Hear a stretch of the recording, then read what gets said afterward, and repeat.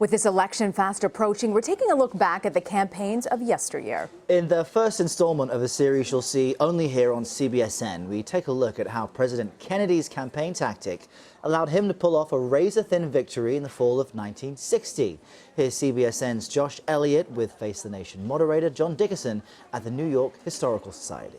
We're used to seeing candidate buttons, that's fine. Ribbons, there were ribbons back then that we don't see so much anymore. But the thing that's most particular to the race in 1960 is the PT 109 tie clasp. So Kennedy had served on PT 109, it had been hit. It was a part of his story when it was destroyed that he saved one of his crew members by putting the life vest belt in his mouth and swimming, dragging his crewmate to safety, became the subject of a New Yorker piece that just raised Kennedy up as this hero. Not only did he wear the PT 109 tie clasp, but he used to hand them out at rallies. And so that was a real connection in a tiny little thing to the mythology, the story, and the thing that elevated this young guy to a stature. He wasn't just like a young kid. He was a person who had been tested and tempered by war. Well, and certainly was somebody who the Kennedy machine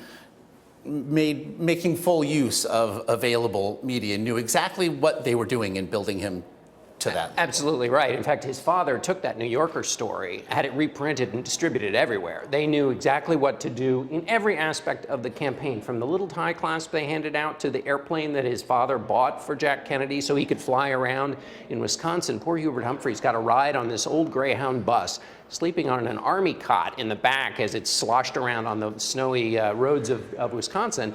Kennedy's hopping in his plane from place to place, able to get around, move around faster because they just had more money and they knew how to deploy it in all the little corners of a campaign. Well, for more on John Dickerson's immense campaign knowledge, check out his book, Whistle Stop.